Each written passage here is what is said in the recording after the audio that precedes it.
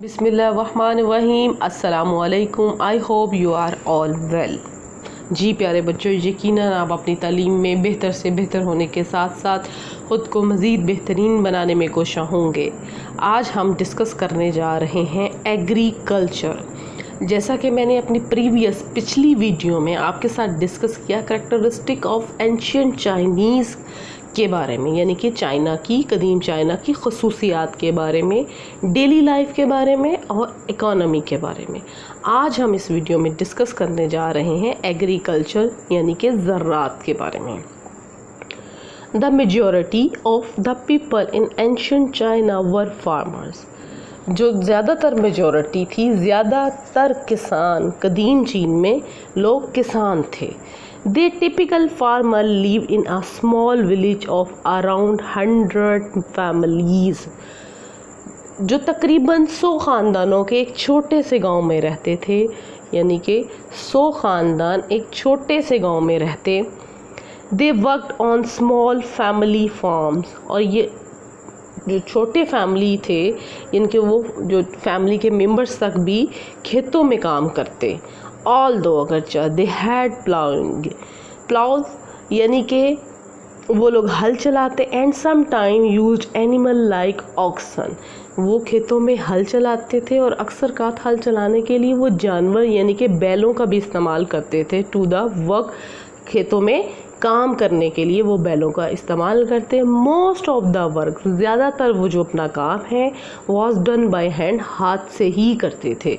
यानी कि ancient Chinese जो थे वो ज़्यादातर एग्रीकल्चर का जो ज़राअत का काम है वो हाथ से करते थे, और अक्सर औकात वो लोग जानवर भी यूज़ कर लेते थे हल चलाने के लिए। राइस एंड मिलेट, चावल और बाजरा, were the two main crops grown in ancient China. कदीम चीन में उगने वाली दो अहम फसलें थी, चावल और बाजरा कदीम चीन में उगने वाली दो अहम फसलें थीं। Farmers had to work for the government to about 1 month each year. जी, मोस्ट इंटरेस्टिंग बात जो ये है कि किसानों को एक साल में 1 मंथ जो है, 1 महीना गवर्नमेंट को देना पड़ता था। किस तरह देना पड़ता था, क्या काम करना पड़ता था, डिस्कस करते हैं। They served in the military और worked on construction project like buildings, canals, palaces and city walls.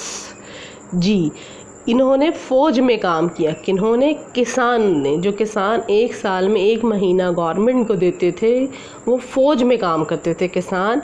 और फ़ौज में क्या काम करते थे पढ़ते हैं, जो तमीराती मंसूबों पर काम करते थे, जैसे नहरों की जगह बनाना और शहर की दीवारें बनाना। Farmers also had to pay tax by giving the government a percentage of their crops। किसान को भी अपनी फसल का हुकूमती फ़ीसद और टैक्स देना पड़ता था। यानी कि एंशिएंट चाइनीज़ में एग्रीकल्चर जो शोबा था, उसमें जो किसान वर्क करते थे वो 1 साल में 1 महीना जो है वो गवर्नमेंट को देते थे और टैक्स पे करते थे एज अ टैक्स के तौर पे। ट्रेड गुड्स, चीज़ों की तजारत, गुड्स कहते हैं चीज़ें, और ट्रेड तजारत। Silk was first produce in China as early as 3000 BCE। जी, सिल्क सबसे पहले चीन में तैयार किया गया था। सिल्क इज़ अ प्रोडक्ट जो कपास से तैयार होता है, और कपास इस सिल्क से कपड़ा बनता है। Different goods like silk, tea, salt, sugar and spice etc were included in चाइना's ट्रेड। जी, चाइना की जो चीनी तजारत में जो चीज़ें शामिल थीं उसमें चाय, नमक, सिल्क, चीनी और मसाला जात थे।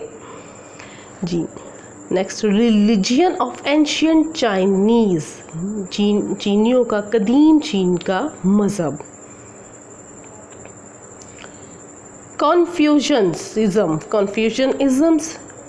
ताओइज़म्स और Buddhism were the 3 main religions. Confucianism जो है, ताओइज़म और बुद्ध मत जो है, ये 3 अहम मज़हब थे इनके। They have individually and collectively influenced ancient and modern Chinese society, जिन्होंने इनफरादी और इज्तमाही तौर पर कदीम और जो जदीद चीनी माशरे को मुतासर किया। यानी कि जो तीन मज़हब थे, कन्फ्यूशियनिज़्म एंड टाओइज़्म एंड बुद्धिज़्म, इन तीनों को इन्फ्लुएंस किया, मुतासर किया। इन्फ्लुएंस्ड मीन मुतासर किया कदीम चीनियों को और जदीद चीनियों को। स्क्रिप्ट ऑफ एंशिएंट चाइनीज़, जो इनका रस्मुल ख़त था, लिखने का जो स्टाइल था, उसके बारे में डिस्कस करते हैं। The script on the bones is the first type of writing the Chinese used.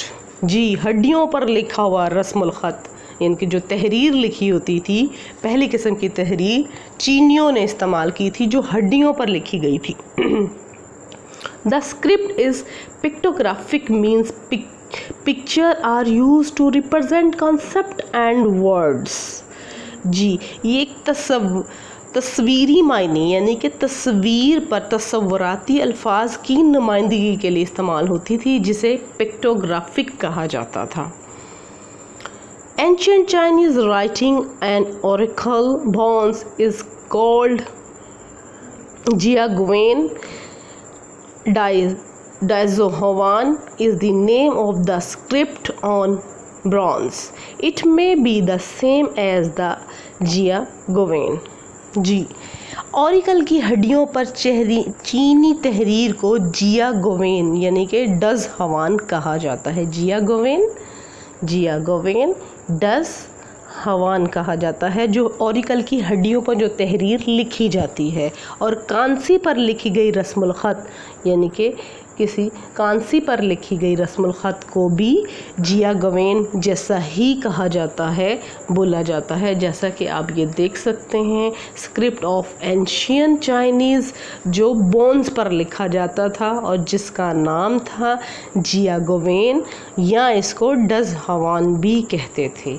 Ji, I hope so आपको ये वीडियो मेरी अच्छी लगे, समझ आए। लाइक करें, शेयर करें एंड सब्सक्राइब करें।